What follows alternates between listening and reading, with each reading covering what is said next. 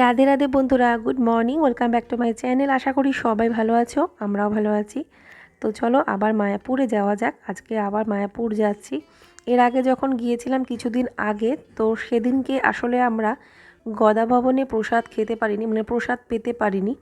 তো সেটা মনের খুব একটা আফসোস ছিল যে গদা ভবনে প্রসাদ পেলাম না। খুব ইচ্ছে ছিল আর কি খাওয়ার। তো সেটাই আজকে যাচ্ছি। আর মনা যেহেতু আগের দিন যায়নি, তো মনা এখন চলে এসেছে।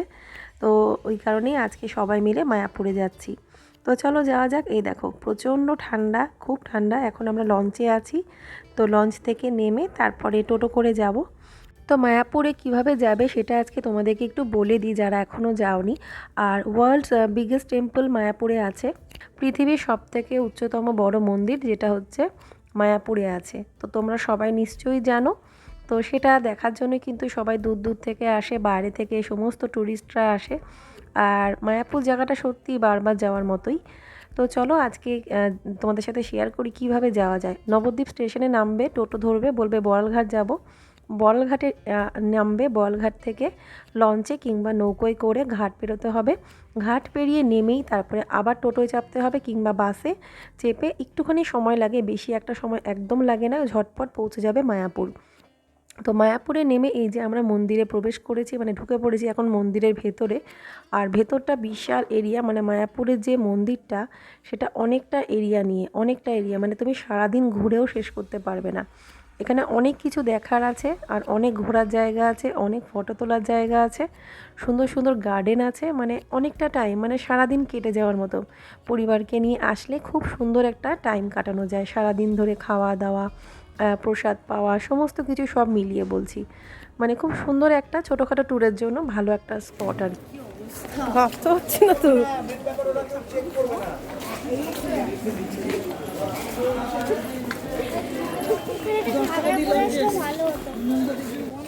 ওই তো আমরা রাত্রেবেলা যে হেঁটে আসলাম ওই রাস্তাটা। হ্যাঁ হ্যাঁ হ্যাঁ, এদিকটা রাতের দিকে এসেছিলাম ওই যে।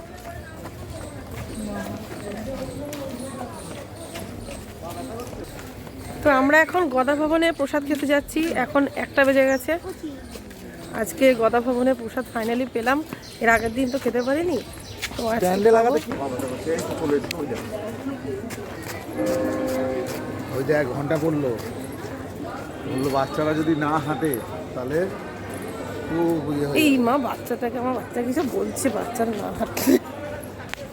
তো দেখো এবারে চলে এসেছি, এই যে প্রসাদের লাইনে আমরা দাঁড়িয়ে পড়েছি। এখানে কিন্তু জুতোটা খুলে আসতে হবে। জুতো খুলে রাখার একটা কাউন্টার আছে বস্তার মধ্যে করে, মানে এক একটা আলাদা আলাদা প্যাকেট বড় বস্তা মতো দিয়ে দেয়, তার মধ্যে জুতো রাখতে হয়। তো জুতো খুলে খালি পায়ে এখানে আসতে হবে। আর পরিষ্কার পরিচ্ছন্ন জায়গা।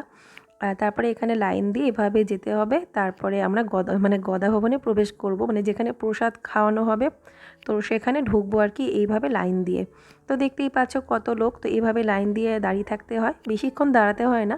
তো সেভাবেই সব সিস্টেমগুলো করা।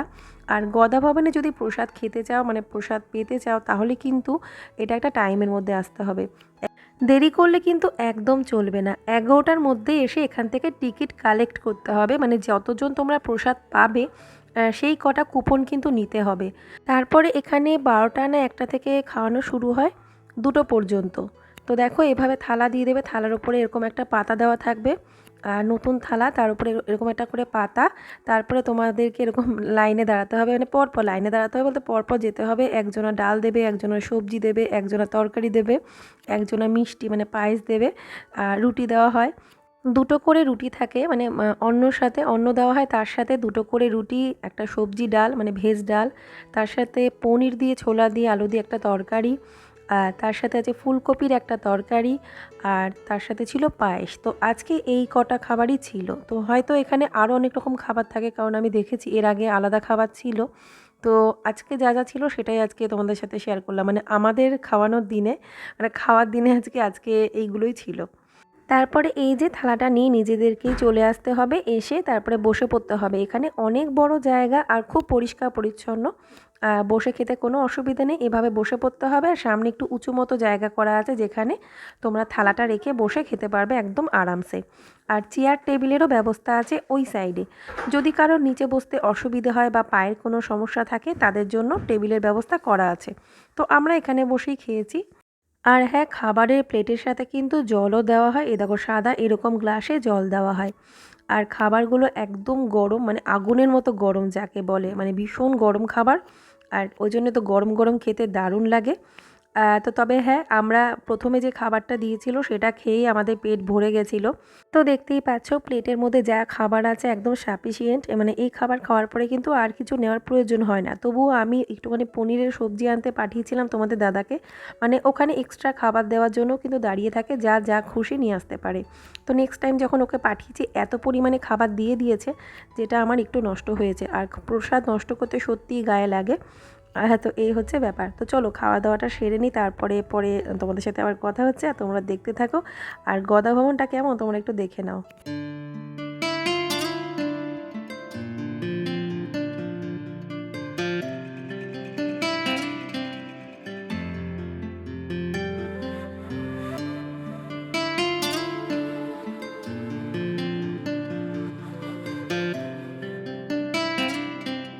তারপরে এই যে মানে থালাটা কিন্তু নিজেদেরকেই ওখানে রেখে দেওয়া জায়গা আছে, সেখানে রেখে দিতে হয়। তারপরে হাত ধুয়ে বেরিয়ে আসো।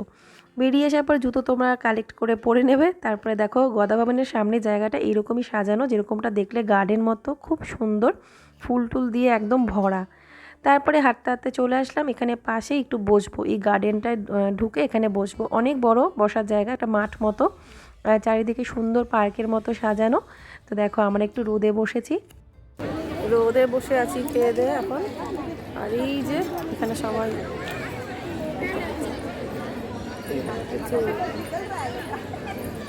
সব বসে আছে খেয়ে দিয়ে, আমরা তো বসলাম।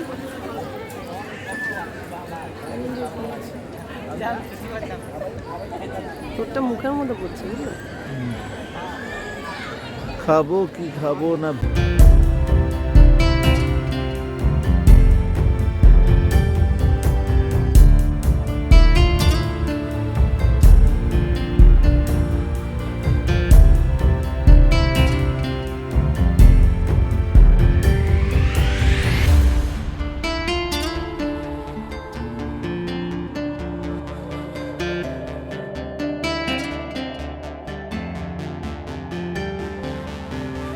এবার আমাকে, আমি ওখান থেকে হাইটটা হাইটটা যাবো, কি ভাষায় বলছে এখানে হাতি এসে নাচে না। হাতি হেঁটে যায়। হাতি নাচবে? তুই কি কার্টুন পেয়েছিস নাকি? হ্যাঁ, হাতি নাচলে সব লোক পালিয়ে যাবে। হাতি যদি নাচা শুরু করে।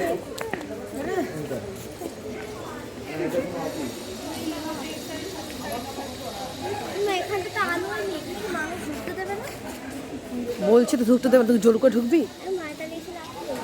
এবার না এখানে রিলস করবি?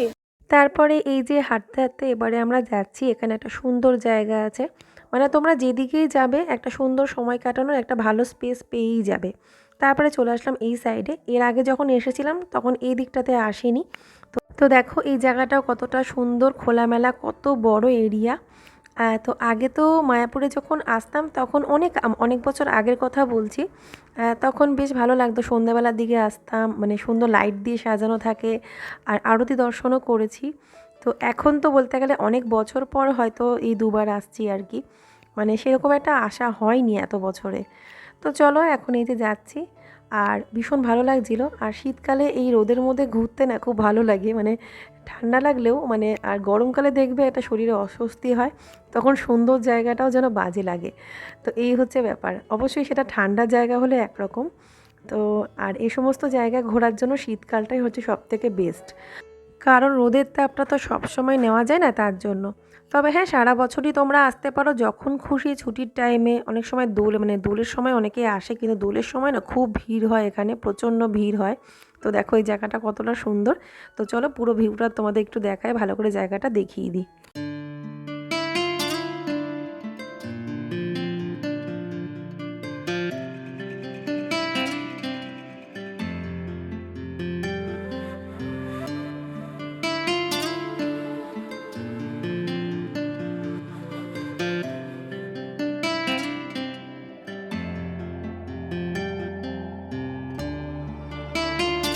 তো আমি মায়াপুরের মন্দিরের ভেতরটা তোমাদের দেখাতে পারলাম না, কারণ ভেতরে তো ক্যামেরা বা ফোন নিয়ে প্রবেশ নিষেধ আছে। সেজন্য মায়াপুরের বাইরেটাই কিন্তু তোমরা যেই হও না কেন মায়াপুরের বাইরেটাই একমাত্র ক্যামেরাবন্দি করতে পারবে। কোনো রকম ভেতরে মন্দিরের ভেতরে মানে ফোন নিয়ে যাওয়া যাবে না। তো দেখো এখানে এত ভালো লাগছিলো, এই গার্ডেনটা একদম পিঙ্ক কালারের ফুলে ভর্তি, মানে খুব ভালো লাগছিলো। তো অনেক জায়গায় না রিলস বানানোর চেষ্টা করেছি, কিন্তু আমার দ্বারাই হয়নি। আর এখানে তোমাদের দাদা আমার ব্যাগটা বয়ে নিয়ে যাচ্ছে, এর উপরও একটা রিলস বানিয়েছি, তোমরা দেখেছো। ওটা কিন্তু একদম সিরিয়াস ছিল, মানে ও ওটা নিয়ে যাচ্ছিলো, আমার মনে হলো যে একটা রিলস বানাই। তো আমি খালি হাতেই যাচ্ছিলাম, তো আমি ওকে বললাম ব্যাগটা আমাকে দাও, বলছে না আমিই নিচ্ছি। তো তখন একটু মজা করে একটা রিলস বানিয়েছি। তারপরে এখানে বসলাম, একটু খাবার জল ভরা হলো, খাবার জলটা ভরা হলো, তারপরে ওদেরকে সোয়েটার পরিয়ে দিলাম, তারপরে আবার রওনা দিলাম। তো এবারে এই যে আর বেশি দেরি করিনি, আবার আরেকটা জায়গায় গিয়ে বসেছিলাম, সেই জায়গাটা আমি আর ভিডিও করিনি। এর আগের ভিডিওতে না সেই জায়গাটা আছে, তোমরা যদি না দেখে থাকো আগের ভিডিওটা দেখতে পারো। তবে হ্যাঁ, সেটা কিন্তু আমার নতুন চ্যানেলে দেওয়া আছে, মানে যেটা এখন আমি যে চ্যানেলে রোজ ভিডিও দিই সেই চ্যানেলে। আর এখানে তো অনেক দিন পর আমি ব্লগ দিলাম, তো আশা রাখছি তোমরা সবাই দেখবে। তো দেখো এখান দিয়ে অনেক মার্কেট আছে, মানে প্রচুর দোকান, মানে যেখানে গোপী ড্রেস পাওয়া যায়। আর মায়াপুরের ভেতরে মার্কেটটাও কিন্তু আমি আগের ব্লগে শেয়ার করেছি, এই ব্লগে আর পারলাম না। আগের ব্লগে আমার শেয়ার করা আছে, যেটা আরেকটা মায়াপুর ভ্রমণ তোমাদের সাথে শেয়ার করেছি, ওই যেটা বললাম না যে ঝুমুর রিয়েল লাইফ দেব ঝুমুর এই চ্যানেলে। তো সেখানে গিয়ে তোমরা ভিডিওটা দেখতে পারো, সেখানে মার্কেটটাও শেয়ার করেছি। তো আজকে এখানেই এন্ড করছি ভিডিওটা। এখন দেখো এই যে নৌকোয় মানে লঞ্চে উঠে পড়েছি, এখন এই যে গঙ্গা পেরিয়ে এখন আমরা পৌঁছে যাব নবদ্বীপ। তো বন্ধুরা কেমন লাগলো আজকের ভিডিওটা অবশ্যই কিন্তু তোমরা কমেন্ট করে জানাবে। আর যদি ভালো লেগে থাকে অবশ্যই লাইক করতে ভুলবে না। তো দেখো কেমন কুয়াশা কুয়াশা হয়ে যায় না বিকাল থেকে, আর এমনিতে তাড়াতাড়ি বেরিয়ে এসে ভালোই করেছে। ঠান্ডাটা আস্তে আস্তে পড়তে থাকে, একদম সন্ধ্যা থেকে প্রচণ্ড ঠান্ডা। তো একদিকে বাচ্চাদেরকে নিয়ে আগে আগে চলে এসেছি, এর পেছনেও মানে মঙ্গল আর কি, যে হ্যাঁ নাহলে হয়তো আরেকটু দেরি করতাম। তোমাদের দাদার যদি ফোন না আসতো হয়তো আরেকটু দেরি করে বাড়ি ফিরতাম। তো চলো টাটা বাই বাই, সবাই ভালো থেকো। আর তোমাদের যদি ইচ্ছে হয় অবশ্যই তোমরা মায়াপুর ঘুরে যেতে পারো, খুব ভালো লাগবে, এইটুকুনি বলতে পারি। রাধে রাধে।